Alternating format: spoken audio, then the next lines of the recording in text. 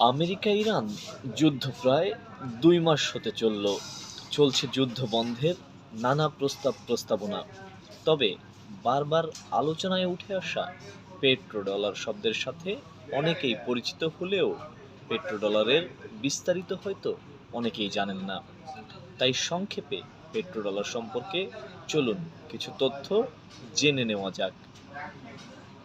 ১৯৪৪ সাল দ্বিতীয় বিশ্বযুদ্ধের পর তৈরি হয় নতুন অর্থনৈতিক ব্যবস্থা, ব্রেটন উডস এগ্রিমেন্ট।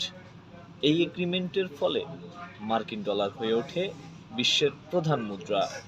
সিদ্ধান্ত হয় সব দেশের মুদ্রা ডলারের সাথে বাঁধা থাকবে, আর ডলার সোনার সাথে। ১ আউন্স সোনার বিপরীতে $৩৫ ছাপবে মার্কিন যুক্তরাষ্ট্র। এতে ডলার হয়ে ওঠে বিশ্বের রিজার্ভ মুদ্রা। তখন ডলারের উপর লেখা থাকতো redeemable in gold on demand. কিন্তু পরবর্তী সময়ে অর্থনীতি বড় হতে থাকায় এবং বিশেষ করে ভিয়েতনাম ওয়ারের সময় যুদ্ধের ব্যয় মেটাতে যুক্তরাষ্ট্র প্রচুর ডলার ছাপতে থাকে। এতে সোনার বিপরীতে অতিরিক্ত ডলার বাজারে চলে আসে। মানে যুক্তরাষ্ট্র ডলার ছাপানোর গোল্ডেন রুলস অমান্য করে।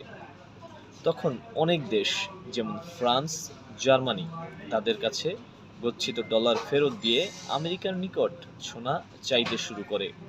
কিন্তু মার্কিন ট্রেজারির কাছে এত সোনা তখন মজুদ ছিল না। তখন প্রেসিডেন্ট রিচার্ড নিক্সন ঘোষণা দেন, from today the US will no longer convert dollars into gold. এটাকেই বলা হয় নিক্সন শক। এভাবে ১৯৭১ সালে president Richard Nixon gold standard বাতিল করেন। বিশ্ব অর্থনীতি পড়ে অনিশ্চয়তায়। এই সংকট থেকে বের হতে যুক্তরাষ্ট্র নেয় এক কৌশলগত সিদ্ধান্ত। ১৯৭৩-৭৪ সালে তারা চুক্তি করে সৌদি আরবিয়ার সাথে।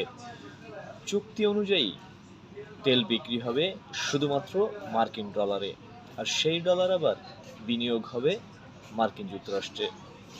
পরবর্তীতে ওপেকের অন্যান্য দেশও এই ব্যবস্থায় যোগ দেয়। ফলে বিশ্বজুড়ে তেলের বাজার হয়ে ওঠে ডলার নির্ভর। আর এর ফলাফলে বিশ্বের যে কোনো দেশকে তেল কিনতে আগে ডলার জোগাড় করতে হয়। এতে ডলারের চাহিদা বাড়ে আর যুক্তরাষ্ট্রের অর্থনৈতিক ক্ষমতা আরও শক্তিশালী হয়।